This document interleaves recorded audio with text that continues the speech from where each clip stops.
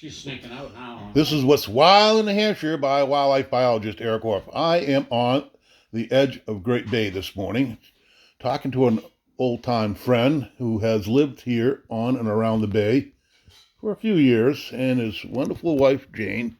So here we go. I'm going to go around. I just stopped in here unexpectedly this morning. Hey, she's gone. Jane left. Well, we got Dick. Dick Pinney has lived around the bay, and I wanted to ask him how the duck hunting has changed or things have changed around the bay. And tell me a little bit about growing up on Great Bay. You were just telling me, Dick, that you had the first floating blind on Great Bay. Let's start with that. When did you do that? Any idea? Boy, that's at least 20 years ago. Yeah. Probably more. Yeah. And then everyone had shore blinds, and if you didn't hunt in their shore blind, believe me. As it should be. That's why the floating blinds became so popular, that they, except for where you launched, they couldn't keep you off of them. Okay, so what was a shore blind? How did you make a shore blind? How'd you make that? It was the floating blind. Yeah. Was it a boat? No, it was usually like 4 beer kegs. Okay. Had to drain them first, of course. With a wooden frame. Okay. And a little stairway, but it was we anchored it from the four corners. So okay. We moved it all around. Yeah. And that didn't make a lot of friends when we dump a blind right in front of the shore blind. I bet that was the case. That was not a happy time for them. So you've been on the bay quite a while. Pardon? You grew up here on the bay? Oh, around yes, it? Absolutely. My Aunt Olive, who my brother's sister, my father's sister, excuse me. Yep. Was the original nurse. Okay. So she got around and knew a lot of people, and it took me to a lot of places. Okay. And I garnered a lot of favor from these different people because I was Auntie Olive's little man. She had daughters, but no sons except for me, and my brother was quite a bit older than I was. Yeah. Wasn't the Outdoorsman. Yeah. Yeah. Well, you were the Outdoorsman, and so you must have caught some smell here too. Tell me about the smelting industry here. Can you remember about the smelt? And they were commercially caught here. Did you ever do some commercial smelting too? Oh yeah, they used to net commercially for the smelt, and that was good. There was good money in that. Wow. The smelt were big, beautiful, sea-run smelt. Oh, they're awesome. Yeah, delicious. They were very much in favor in the fish market. So if you got and if you were really going when the smelt were running good, you'd make yourself pretty much a year's salary. A year's salary over the winter time. Wow. Yeah. That's back when we used to get ice on the bay, of course. Of course, I'm old enough to remember the smelt shanties, the villages of smelt shanties out here. There'd be dozens, if not hundreds, in places. Yeah. And everyone seemed to support their neighbors. Okay. It was a joint effort. If your smelt shack went, let's say, sunk on one corner or something like that, every one of the other people with the shack on the bay would come and help you. Okay, nice. And if I forget about the limits then. There was a time when there wasn't any. Huh. But when the limits got put on, we'd share limits. Yeah, yeah. If someone didn't have the full limit, we'd help them with it. Okay, yeah. Things like that. Well, because it fed the family. Yeah. And going on and off the bay, I can't tell you how many vehicles we had to go get a wrecker to pull out. They couldn't understand that wasn't cement. It wasn't the place to drive a vehicle. They don't float either. Well, they did for while. Yep. And that's when you wanted to get them the hell off. Off. All right. Yeah. But it was a family life Huh. out here. Wow. Everyone pitched together. Yep. Unless you were a real a-hole. Okay. And made it difficult. Then right. everyone would pitch together and kick your ass. Okay. Off the bay. Yeah. There you go. You didn't. You wanted to be very friendly with the group that were already out there. Yeah. Now you were a conservation officer here for a while too, down here around the bay. Yeah, I was a conservation officer until I retired as a conservation officer. Nice. And I was called upon a lot for the coastal duties because you were the only one. Born and brought up. Yeah, and you knew it like the back of your hand. Right, and I knew most of the people. Ah, so that's the important part. Yep. I could be as lenient as I wanted to be, I was able to be, and I would tell them, hey, the first time around, if someone was ignorant of what they were doing wasn't legal, okay, I'd give them a break. But if they did know what they were doing, I would, and I really knew these people were dependent on that for their living, you know. I would scold them, and I'd tell them that's number one, and there ain't no number two. Okay, good for you. Yep. Yeah. I know you need it, and I'm not going to take you in. Your family hasn't got that kind of money that a court visit would support. Yeah. So I'm just going to tell you that I got this pad of paper here, and you're in my gave warning department, which is not official, and believe me, I can get real official if I have to. How has the bay changed here in the last couple 3 decades? Yeah, do you have the same number of ducks? We used to have a lot of bluebills here, scop.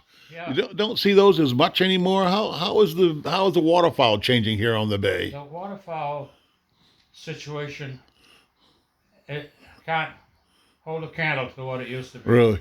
It used to be that the opening week of duck hunting here, you could be in the center of the city of Portsmouth, and it was like hearing a roar. Wow, get out. When the guns going off. Wow. It was really, really active. And now I always think of it down here as a later duck season, like the early October season. You had numbers of ducks in early October too? Oh yeah. Yeah, there were a lot of inland ducks, that would come in and roost on the fresh water. Okay. But they'd feed along the bay, All right. Yep. A lot of food. And it was everyone seemed to have their own areas staked out where they were going to hunt. And, and it was kind of an unwritten that you didn't push it into their areas. Okay, cool. And floating blinds became very popular. Okay. Because there was a lot more opportunities. Okay. Because when you had a ground blind, then you really knock a hole in where you could go hunt it for yourself, Okay. So the floating blinds became that's where they started. There was never in the early days a floating blind. Now you did some guiding. Did you do some guiding for duck hunting, or was it just for fishing? You were a guide for a while, weren't you? Did you guide for a while? It seemed like you did. Oh yeah, I've been a registered guide for all the 8 years I can remember. Huh. Okay. I was the #1 registered guide in New Hampshire for a long time. Well, get out, really. And #1 resident guide. Huh. Yep.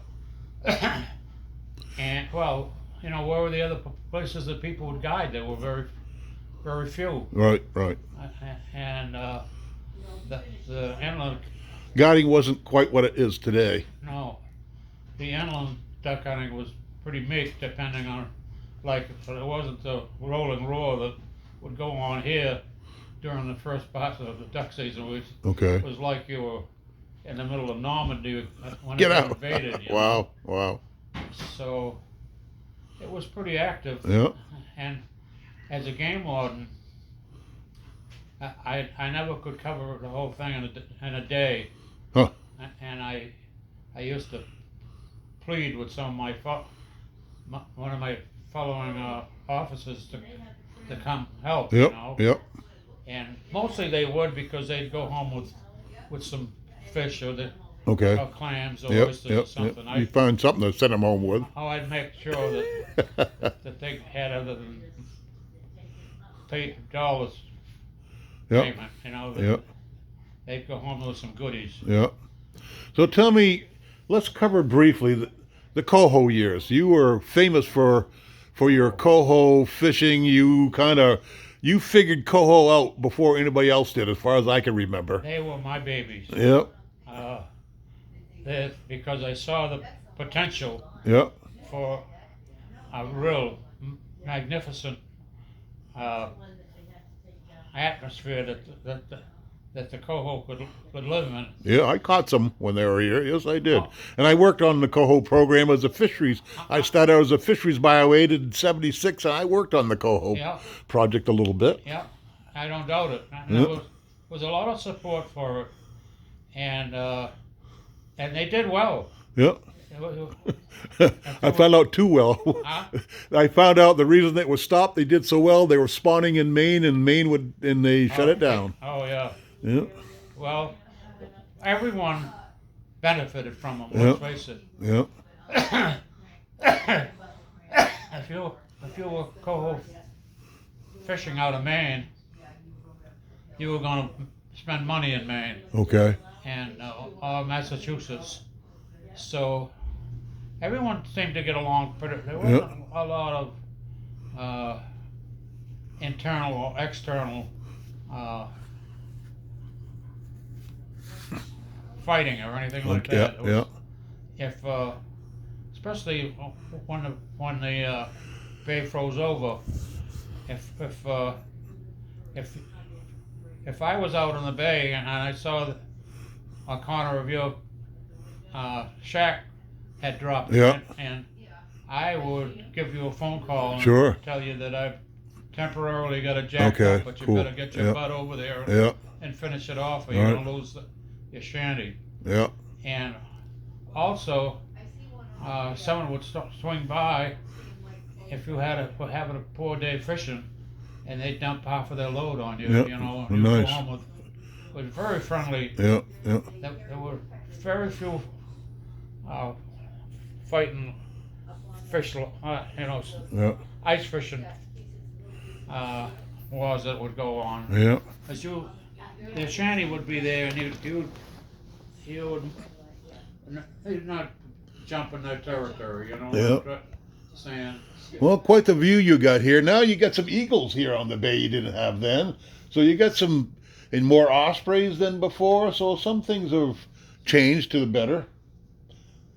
Is the bay cleaner than it used to be then, or what do you think about the water quality? That's a good question. I think the water quality improved Okay.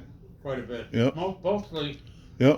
Mostly voluntarily by people who had their own shacks out there and stuff like that Okay. wanted to keep, start cleaning it up a little Okay. bit. All right. All right. And I think, I may be wrong, but I think they had their own group, club-like. Okay. I know they did. Yeah. And I used to get invited to talk Okay. at their meetings and stuff like Yeah. that. Yeah. Nice. And they were very cooperative, Yeah. and they all had their guns in the right direction, I'll tell you that Yeah. much. Yeah. Nice. It was, those were years when the smelt fishing and the duck and goose hunting on Great Bay was primo. Very, very good place to go. And there were not many offenders. All right. If I had God, come on. someone with a bunch of kids that had an extra duck or an extra fish or something like that, Yeah. I would I would never take them to Okay. court, Yeah. but I'd give them a written notice Yeah. and Well, told Gave him one chance. That was enough. told them they ain't Yeah. no two. Well, number good for two. you. No. Yeah. And if I was you, I'd be seen here next Sunday with a friend or two, cleaning up around the bay. Yep. Cleaning Nice. up with the debris. There you go. And Here's your warning, and Yeah. here's the bag. Go pick Yeah. up some trash. Good for Right, you, Dick. I would think very highly of anyone that would be aware of that. And boy, gangs of them used to come down in the closed day, and they would do a hell of a job cleaning up on the bay. Nice, nice. That's Yeah. awesome. Yeah. And they actually were happy to see me coming, Yeah. because they say, hey, we wish you were here 10 years ago. You can't believe the over limits and stuff like that Huh. they were doing. Wow. I said, well, I'm here. And you guys know that I'm here, and I'm not going to press you for some dinky little 3 smelt over, All right. but maybe 4. All right. So you've lived a life here on the bay, Dick. This is what's this? This is December 12th, 2022. So you've been on the bay probably 6 or 7 or more decades, 8 decades, quite a while. My aunt Paula was the visiting nurse. Yeah, yeah, the visiting nurse. And she was loved. Yeah. And she actually, at that time, she was not married. Yeah. So she spent a lot of time on the bay. And took you under her wing, you said, right? as a young boy, yeah. Lucky you. One, believe me. Sure, nice. She loved me. My Yeah. aunt loved, and I loved her. Yeah. So she depended on me Yeah. for a lot of the information that she needed. Okay. And I depended on her because she had wheels and a boat and stuff like Oh, that. and a boat. Came with a Yeah. boat. Well, that's. Oh yeah, she needed a boat. Wow, nice. And we had, the whole thing was pretty well honored that, we can't be pulling this bullshit Yeah, anymore. yeah, yeah. No more throwing trash out here. Okay, nice. None of that stuff. So that started way back then. Yeah. Nice. No. Let's keep the over limits out. You don't need to. Yeah. The limit is. So that was when the culture of the bay was actually changing then. Oh yeah. Nice. Yeah. So. That was probably in the 1950s. Yeah, probably. Yeah. Yeah. Nice. Yeah, and I was close to 100 smelt shanties out on that bay Wow.